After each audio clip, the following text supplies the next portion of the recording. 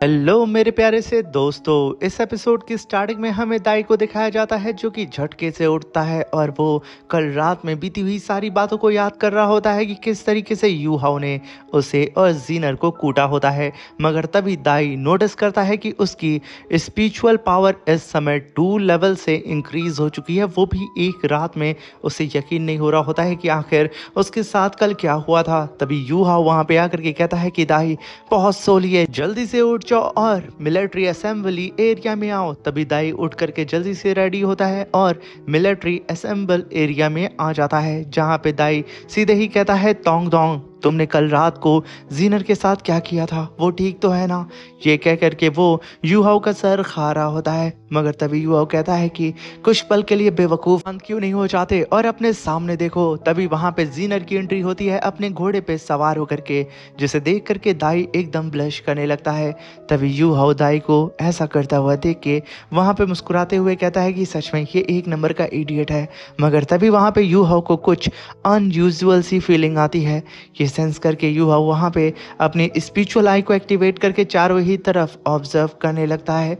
यहाँ पे यूहाओ कुछ भी समझ पाता कि वहां पे नॉर्थ वेस्ट एरिया में एक काफी बड़ा बम ब्लास्ट होता है। ये ब्लास्ट इतना ज्यादा खतरनाक था कि सेकेंड फ्रंट लाइन की जो आर्मी थी वो तक यहाँ पे हिल जाती है। तभी हम देखते हैं कि इस ब्लास्ट की वजह से सेकेंड फ्रंट लाइन के सोल्जर्स भी काफी ज्यादा घायल हो चुके थे। तभी वहां पे दाई उठता और कहता है कि ये ब्लास्ट तो नॉर्थ वेस्ट में हुआ है, जहाँ पे फ्रंट लाइन के सोल्जर्स मौजूद हैं और उनके लीडर तो मेरे फादर ही हैं। ये कहने के साथ वो उनको बचाने के लिए जा रहा होता है। मगर तभी वहां पे यूहाओ बीच में आके कहता है कि ताई बेवकूफ मत बनो, तुम्हें यहाँ पे शांत रह करके सिचुएशन को ऑब्जर्व करना होगा, तभी हम यहाँ पे कोई एक्शन ले सकते हैं। तभी वहां पे जीनर की एंट्री होती है जो कि तोंग दोंग और दाई से कहती है कि तुम दोनों मेरी बात सुनो, यहाँ पे तुम दोनों को ही अब प्रमोट किया जाता है मेरे पर्सनल सोल्जर में, इसलिए तुम लोग अब मेरे साथ आओ।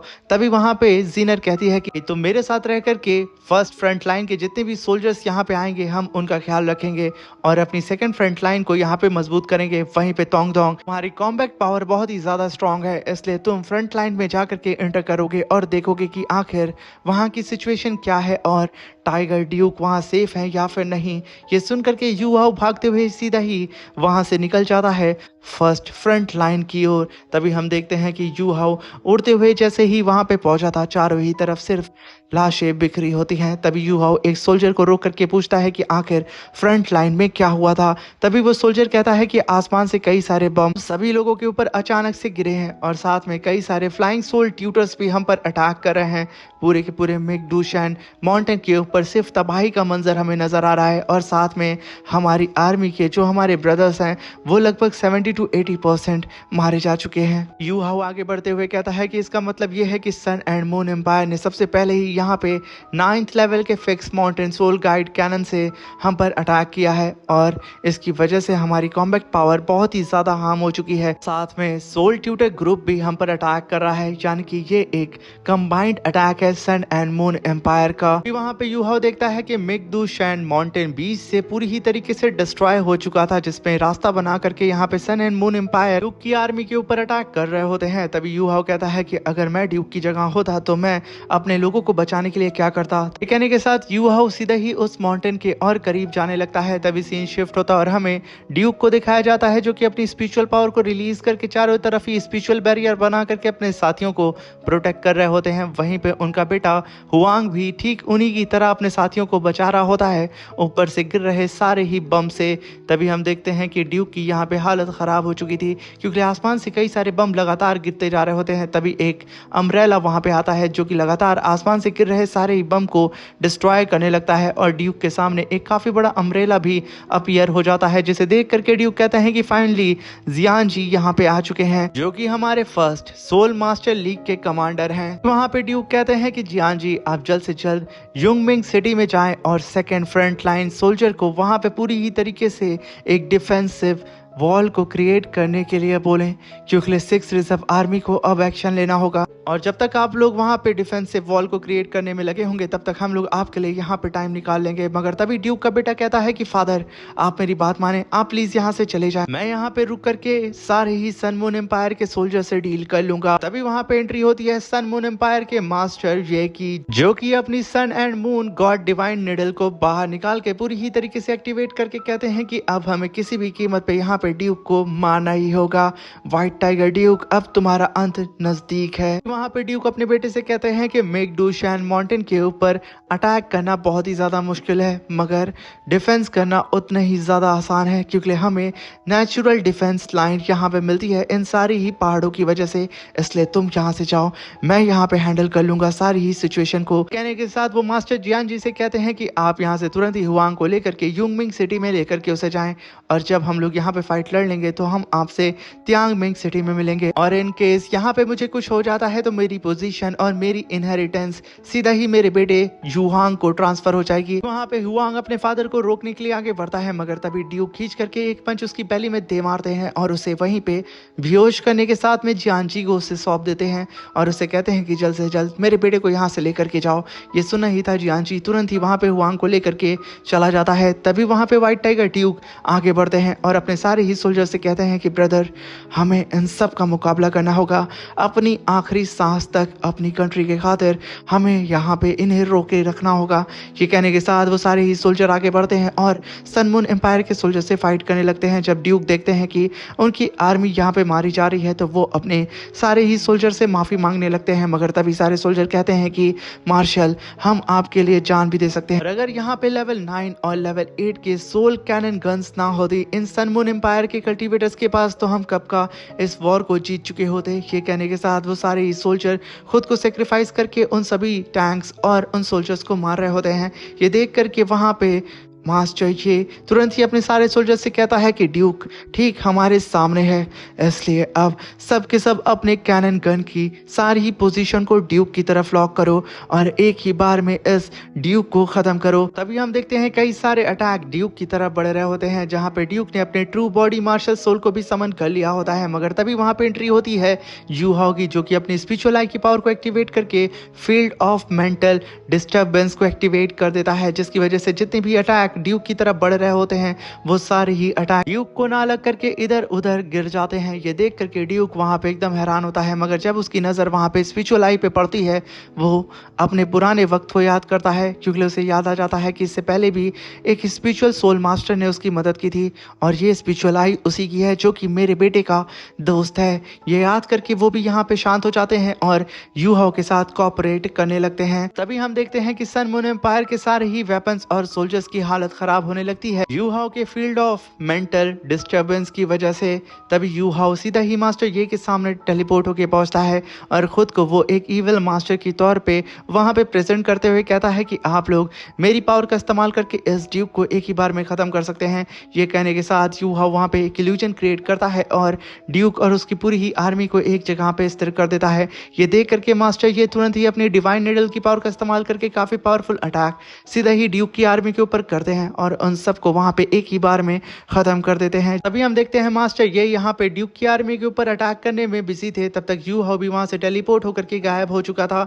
मगर तभी मास्टर ये वहां पे थोड़ा खुद को स्टेबल करते हैं और जब वो सामने देखते हैं तो सामने का मैदान एकदम साफ होता है। उन्हें यहाँ पे समझ में आ जाता है कि वो इविल सोल मास्टर असल में कोई धोखेबाज था, क्योंकि अगर वो सच में कोई इविल सोल मास्टर था जो कि टाइटल डाउलाओ लेवल का कल्टीवेटर था तो वो पहले क्यों नहीं आया, वो बाद में क्यों आया। उन्हें यहाँ पे समझ में आ जाता है कि ये सब कुछ इल्यूजन था, उन्हें यहाँ पे इल्यूजन में ट्रैप किया गया था, इसलिए वो अपने सिपाहियों को लेकर के बहुत ही तेजी से आगे बढ़ने लगते हैं। वहीं पे यू हाओ ड्यूक के सारे ही लोगों को लेकर के आगे भाग रहा होता है। ड्यूक तभी यू हाओ का धन्यवाद बोलते हैं उनकी दोबारा मदद करने के लिए। तभी वहां पे यू हाओ आगे जाते ही उड़ते हुए उन सभी लोगों को आगाह करते हुए बताता है कि कुछ देर में ही यहाँ पे सन एंड मून एम्पायर की आर्मी हमें पकड़ लेगी, इसलिए आप सभी लोग जल्द से जल्द मेरे इस ब्लैक गेट के अंदर एंटर एंटर कर जाएं तभी आप लोग बच सकते हैं। ये कहने के साथ युवाओं ने कई सारे अपने ब्लैक गेट को समन कर लिया था। अभी वहाँ पे ड्यूक सारे ही सोल्जर्स को आदेश देते हैं कि ब्लैक गेट के अंदर तुम सब के सब एंटर करो, मगर जैसे ही वो सारे सोल्जर ब्लैक गेट के अंदर एंटर किए थे वहाँ का नज़ारा देख करके उनकी हालत ख़राब हो जाती है और वो लोग ब्लैक गेट से बाहर निकलने लगते हैं।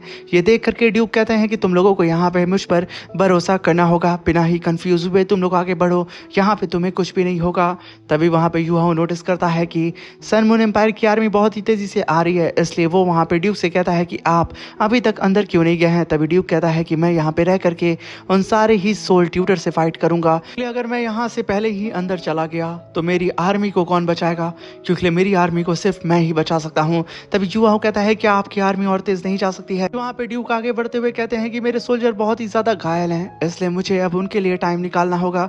तभी युवाओं को ना चाहते हुए भी यहाँ पे ड्यूक की मदद करनी पड़ती है, इसलिए वो अपनी स्पिरिचुअल आई को एक्टिवेट करके आसमान में आ जाता है। ये देख करके मास्टर ये कहते हैं कि इस बार तुम मुझे बेवकूफ नहीं बना सकते हो। ये कहने के साथ वो अपने आर्मी के सारे ही कल्टीवेटर से कहते हैं कि तुम सब अपने वेपन को 180 एंगल में सेट करो और हाइट कम से कम 500 to 1000 मीटर होनी चाहिए। ये कहने के साथ मास्टर ये ने बमबारी स्टार्ट कर दी थी। तभी यूहा उन सारे ही अटैक से बचते हुए कहता है कि अगर ऐसा ही चलता रहा और ये बम कंटिन्यू ही जमीन पे गिरते रहे तो मैंने जिस ब्लैक गेट को समन किया है उसे स्टेबल कर पाना बहुत ही मुश्किल होगा मेरे लिए।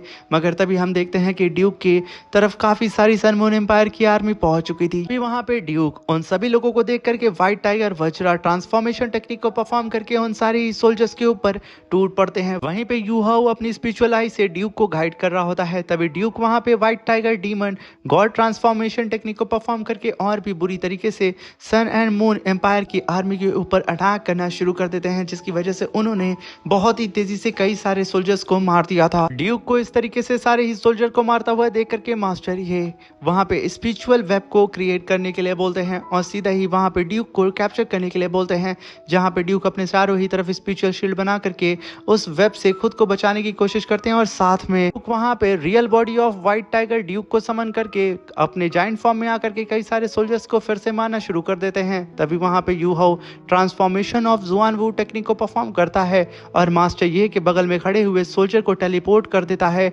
सीधा ही ड्यूक की लोकेशन पे और ड्यूक की लोकेशन को टेलीपोर्ट कर देता है सीधा ही मास्टर ये के पीछे। यहाँ पे मास्टर ये कुछ और समझ पाता है, ड्यूक काफी पावरफुल क्लॉ अटैक सीधा ही मास्टर ये के ऊपर करने के लिए चले जाते हैं। मास्टर ये देख करके उसकी हालत यहाँ पे खराब हो चुकी थी क्योंकि ये यहाँ पे sun and moon god divine needle को एक्टिवेट करने वाले होते हैं मास्टर ये। तभी यूहाओ तुरंत ही वहां पे Asura pupil soul impact attack सीधा ही मास्टर ये के ऊपर करके उनके माइंड को डिस्ट्रैक्ट कर देता है। ये मौका देखते ही ड्यूक वहां पे 6 soul scale white tiger destroy kill claw attack से सीधा ही मास्टर ये के ऊपर अटैक कर देते हैं।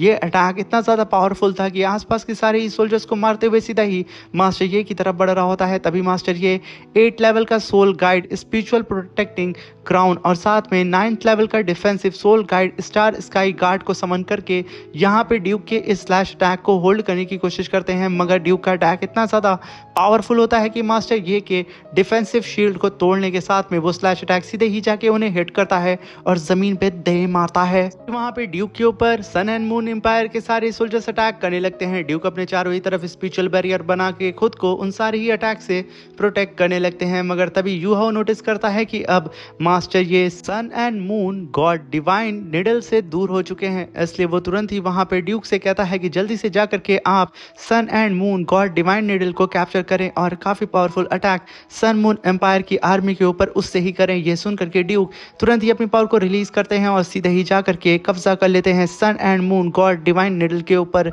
ये देख करके मास्टर ये चिल्लाते हुए कहते हैं कि जाकर के जल्दी से उस ड्यूक के बच्चे को रोको। तभी कई सारे सोल्जर ड्यूक के ऊपर अटैक करने के लिए चले जाते हैं, मगर तभी बीच में वहां पे यूहाओ आ जाता है जो कि अपनी फिर से मेंटल पावर का इस्तेमाल करके सारे के सारे सोल्जर्स को वहीं पे फ्रीज करके रख देता है और सीधा ही मास्टर ये से कहता है कि अब आप तैयार हो जाएं अपनी ही sun and moon god divine needle की पावर का मजा चखने के लिए। ये कहना ही था। वहां पे ड्यूक अपनी पावर को बढ़ा देते हैं और काफी पावरफुल स्पिरिचुअल बीम अटैक सीधा ही नीचे मौजूद सारे ही सन मून एम्पायर के सोल्जर्स के ऊपर करके तबाही मचा देते हैं। मगर वक्त रहते ही यहाँ पे मास्टर ये वहां से भाग जाते हैं। इसी के साथ मेरे प्यारे दोस्तों ये शानदार सा एपिसोड यहाँ पे खत्म होता है। थैंक यू फॉर वॉचिंग और साथ में प्लीज एक छोटा सा कमेंट जरूर करिएगा। Bye bye, take care.